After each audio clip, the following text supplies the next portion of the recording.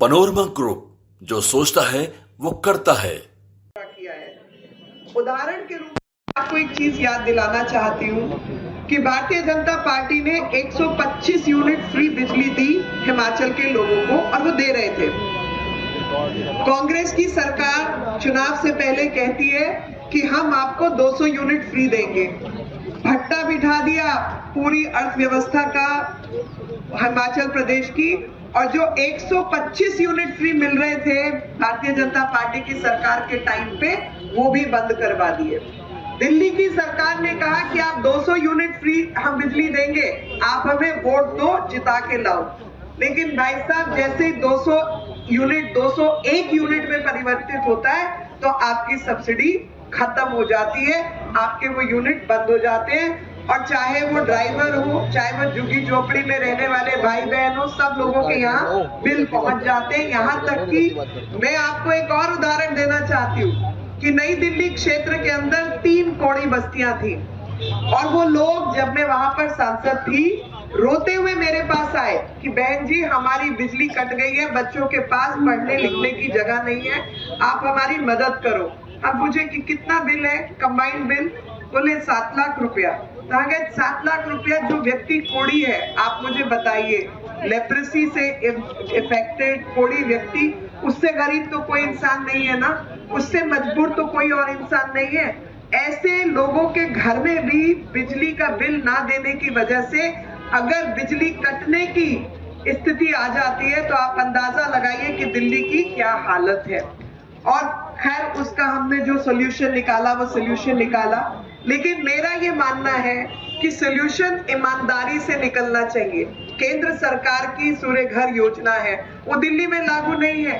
70 साल से अधिक की उम्र वालों का फ्री इलाज हो रहा है, आयुष्मान भारत योजना है, वो लागू नहीं है। आयुष्मान भारत योजना ही लागू नहीं है कि 5 लाख तक जरूरतमंद लोगों का काम हो सके, उनको इलाज मिल सके। आज भी क्षेत्र के लोग, आज भी एक व्यक्ति है, उनका मुझे सुबह फोन आया कि बहन जी, मेरे पास कोई काम नहीं है और आप मेरी मदद करिए, क्योंकि मेरी पत्नी को गॉल ब्लैडर में स्टोन्स है, पत्थर की बीमारी है, तो आप मदद कीजिए। तो मैंने कहा, देखिए, पहले तो हम प्रधानमंत्री रिलीफ फंड से आपका इलाज करवा देते थे, आज मेरे पास वो अधिकार नहीं है, लेकिन मैं सरकारी अस्पताल में कहीं बात करके आपका इलाज करवाऊंगी। आप मुझे ये बताइए कि दिल्ली की जनता आयुष्मान भारत योजना के लिए क्यों तरस रही है? आयुष्मान भारत योजना अगर दिल्ली में लागू होती है और दिल्ली की जनता को उसका लाभ मिलता है, इससे किसी को क्यों तकलीफ होनी चाहिए? लेकिन जो लोग तकलीफ पैदा करने वाले हैं, शायद वो उसका निवारण नहीं समझते। आज दिल्ली क्लाइमेट चेंज की वजह से सफर कर रही है और लगातार प्रदूषण जो है वो तकलीफ दे रहा है।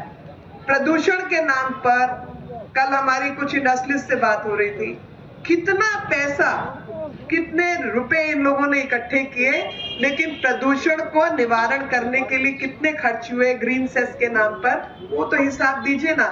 जब भी आप हिसाब की बात करें, वो विषय को गुमराह कर लेफ्ट राइट कर इधर उधर और सब तरीके की बातें शुरू कर देते हैं। शिक्षा की बात, एक आयुर्वेदिक कॉलेज है, बंद होने की कगार पे है, उसके लिए कोई काम नहीं किया। क्या आयुर्वेद की जो शिक्षा है वो शिक्षा नहीं होती? 40-40, 50-50 लाख रुपया एक कमरे पे खर्च किया गया, स्मार्ट ब्लैक बोर्ड के नाम पर किया गया। तो इन्होंने सिर्फ दिल्ली का खजाना खाली करने के लिए क्या क्या प्रबंधन होना चाहिए वो किया है, लेकिन आज दिल्ली के बच्चे रो रहे हैं कि 9वीं 10वीं क्लास के बच्चों को इतनी अधिक संख्या में फेल कर दिया जाता है, ताकि बोर्ड का नतीजा जब 12वीं कक्षा का आए तो वो नतीजा देखने में थोड़ा एवरेज ठीक लगे, लेकिन असली बात यह है कि आपके पास सही शिक्षक ही नहीं है। मुझे याद है, जब हम छोटे थे तो हमारे माँ बाप क्या सिखाते थे कि भैया, पढ़ने वाला तो स्ट्रीट लाइट में, सड़क की रोशनी में, दिए में, मोमबत्ती में पढ़ लेता है, तो तुम पढ़ने वाले बच्चे बनो, ना कि मुझे ये वाला बैग चाहिए, वो वाला बोर्ड चाहिए, ये वाला क्लासरूम चाहिए।